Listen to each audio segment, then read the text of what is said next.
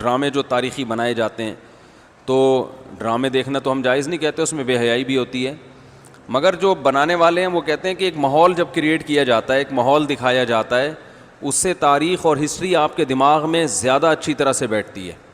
تو Tayyip Erdogan نے drama بنایا نا، ارطغرل بڑا مشہور ڈرامہ چل رہا ہے، بہت دنیا دیکھ رہی ہے، تو میں ڈراموں کو جائز نہیں کہتا، لیکن جو لوگ فلمیں دیکھ رہے ہیں پہلے سے بے حیائی کے کاموں میں پڑے ہوئے ہیں اور غلط غلط چیزیں دیکھ رہے ہیں، تو ہم ان کو کم از کم یہ مشورہ دیتے ہیں کہ یار انڈین فلمیں دیکھنے سے بہتر ہے یہ جو آج کل وہ ڈرامے جو ہمارے فیملی سسٹم کو تباہ و برباد کر رہے ہیں، جب تم نے دیکھنا ہی ہے تو کم از کم ایک کم درجے پر آ جاؤ نا، اس کو دیکھ لو، تو اس سے تو پھر بھی بہتر ہے کہ کم از کم تمہیں ہسٹری تو پتہ چلے گی، کم از کم تمہیں یہ تو پتہ چلے گا مسلمانوں کی تاریخ کیا تھی۔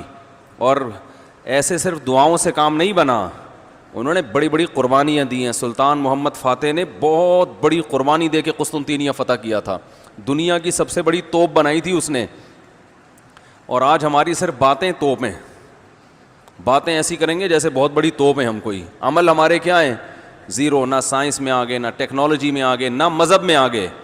وہ ٹیکنالوجی کی دنیا میں بہت آگے تھے، سائنس کی دنیا میں بہت آگے تھے۔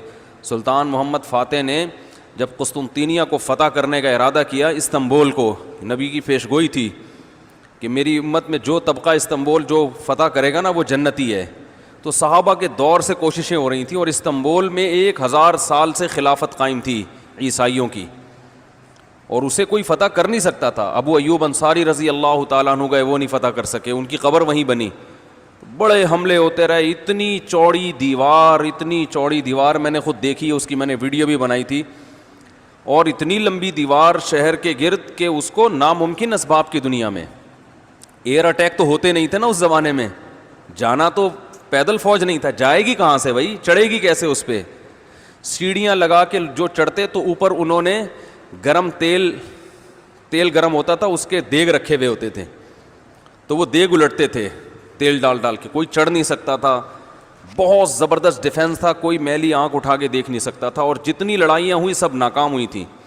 سلطان محمد فاتح نے کہا بھائی نبی نے خوشخبری دی ہے، ہم فتح کر کے چھوڑے گا۔ پھر وہ مشہور واقعہ ہے، اس نے کیا کیا کہ خشکی میں کشتیاں چلا دیں، سارے جانور راتوں رات ذبح کیے، ان کی چربی پگھلا کے پتھروں پہ بچھائی گئی ہے، اس پہ سمندری جہاز بٹھا کے، وہاں میں جب ترکی میں گیا ہوں تو اب دیکھو یہ چیز کتابوں میں بھی بتائی جا سکتی تھی نا، لیکن وہاں طیب اردگان نے کیا کیا ہے، میوزیم بنائے ہیں، ان میں یہ پورا منظر دکھایا جاتا ہے۔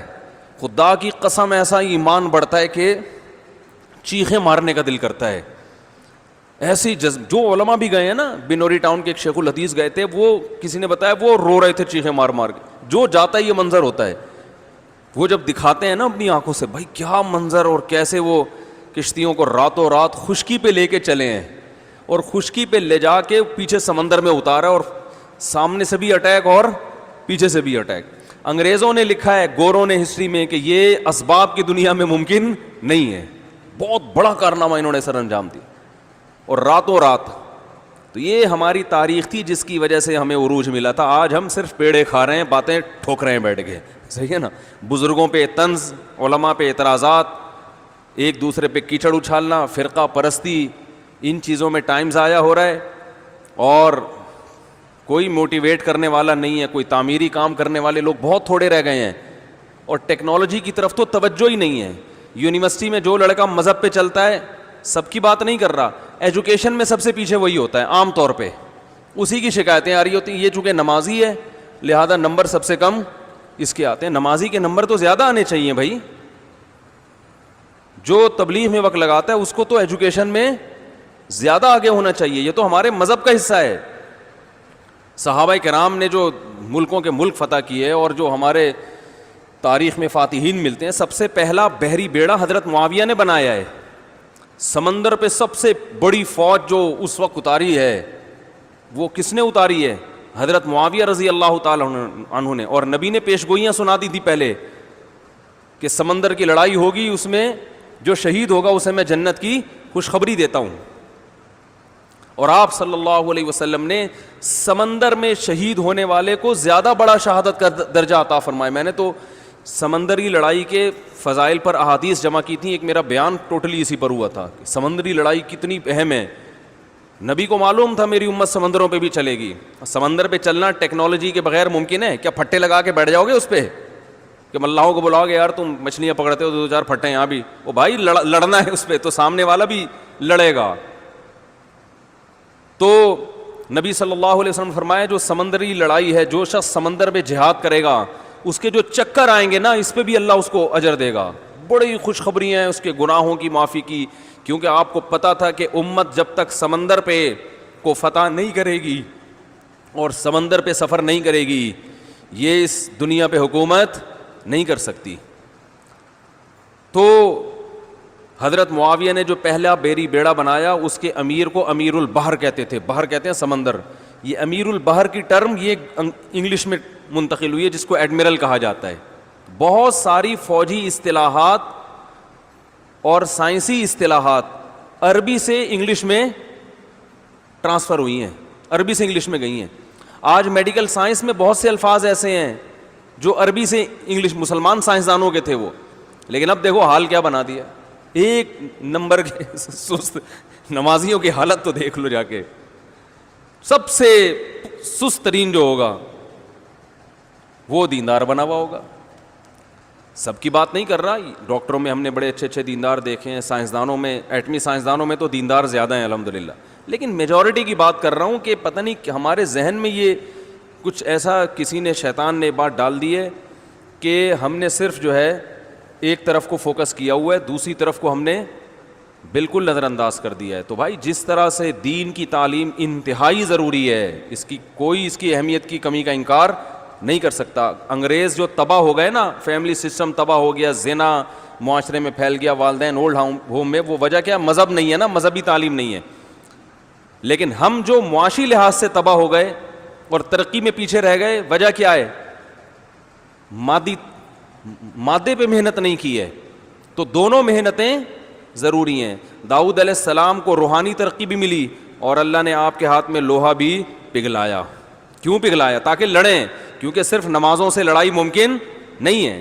ذکر کرتے تھے نا داؤد علیہ السلام، چاروں طرف سے پرندے جمع ہو جاتے تھے، ایسی خوبصورت آواز میں تلاوت کرتے تھے، ذکر کرتے تھے. وَالطَّيْرَ مَحْشُورَةً كُلٌّ لَهُ أَوَّابٌ. قرآن کہہ رہے پرندے، اور یا جبالُ أَوِّبِي مَعَهُ وَالطَّيْرُ.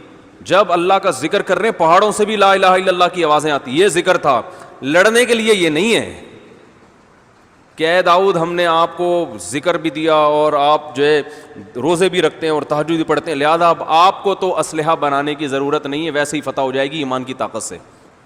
نا نا نا نا نا، زرہیں بناؤ، قدر فی السرد، صحیح ہے نا، کڑیاں بناؤ، فوج تیار کرو. لڑائی کے لیے اصول بولتے کیوں نہیں بھائی؟ کچھ اور ہیں. تو دونوں چیزیں نہیں ہیں. داؤد علیہ السلام، سلیمان علیہ السلام کے گھوڑے بھی تو تھے، انہیں کیا ضرورت تھی گھوڑوں کی بھائی؟ کہتے میں اللہ کا اتنا عبادت گزار ہوں، میں اسباب اور وسائل کیوں، میں مسلح بچھاؤں گا، دعا مانگوں گا، ملک فتح ہو جائے گا. او بھائی گھوڑے رکھے ہوئے ہیں، صحیح ہے نا.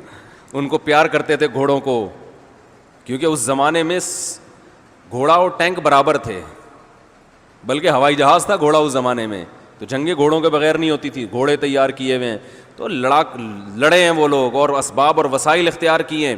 آج ہم پیڑے کھانے والی باتیں کرتے ہیں اور پیڑے کھا رہے ہیں بیٹھ کے، اور سمجھتے ہیں کہ بس یہ قرآن خوانیوں سے اور آیت کریمہ سے مسائل کیا ہو جائیں گے حل. تو یہ بھی ضروری ہے بھائی، وہ بھی ضروری ہے. تو میں بتا رہا تھا کہ وہ جو ڈرامے کی بات کر رہا تھا، تو ماحول بنانا پڑتا ہے نا. تو طیب اردگان نے کیا کیا کہ کیونکہ جو لبرل لوگ ہیں وہ ایسے ڈرامے، ایسی فلمیں بنا کے نا نوجوان نسل کا دماغ خراب کر دیا انہوں نے. اتنا دیکھو، اب محمد بن قاسم کو بھی لوگوں نے ڈاکو کہنا شروع کر دیا ہے، معاذ اللہ. وہ شخص جو سندھ میں اسلام لانے کا ذریعہ بنا، اگر وہ ڈاکو تھا تو اس سندھ میں اسلام کون لے کر آیا؟ انگریز کہے گا تمہارے تو اسلام، جو بر صغیر میں اسلام آیا سندھ کے راستے سے، سندھ کو تبھی باب الاسلام کہا جاتا ہے نا. بر صغیر میں اسلام کہاں سے آیا ہے؟ سندھ کے راستے سے. پھر پورے انڈیا میں بھی پھیل گیا اور بنگلہ دیش، برما، کہاں تک پھیلا ہے. تو انٹری جو ہوئی ہے محمد بن قاسم کے ذریعے ہوئی ہے. پروپیگنڈا دیکھو، وہ بھی چور، وہ بھی معاذ اللہ، وہ بھی ڈاکو، محمود غزنوی بھی ڈاکو. وجہ کیا ہے؟ جس کے ہاتھ میں میڈیا ہوگا نا چلے گی اور سنی اسی کی جائے گی، آپ جو کچھ بنا کے پیش کر دیں. تو طیب اردگان نے کہا بھائی ان کو انہی کی زبان میں جواب دینا ہے. ناول لوگ نہیں پڑھتے, رسالے نہیں پڑھتے لوگ, تو نوجوان طبقہ فلمیں ڈرامے دیکھتا ہے. تو اس نے کہا ڈرامہ بناؤں گا, اور ایسا بنا کے دکھایا کہ آج رپورٹیں یہ آ رہی ہیں بہت سے غیر مسلم مسلمان ہو چکے ہیں. تو میں عام لوگوں کو وہ ڈرامہ دیکھنے کا مشورہ نہیں دیتا, اس میں عورتیں بھی ہیں اور کچھ کہا جاتا ہے, میں نے نہیں دیکھا وہ ڈرامہ, بے حیائی کے مناظر بھی ہیں, لیکن میں ان لوگوں کو جو غلط چیزیں دیکھ رہے ہیں ان سے کہتا ہوں یار کچھ دیکھنا ہی ہے تو پھر ادھر دیکھ لو, جو نہیں دیکھ رہے وہ کچھ بھی نہ دیکھیں, وہ پھر اس کے بعد پھر آگے بھی جائیں گے, وہ یہ دیکھ کے پھر وہ ان کو شوق پیدا ہوگا ذرا فلمیں بھی دیکھیں.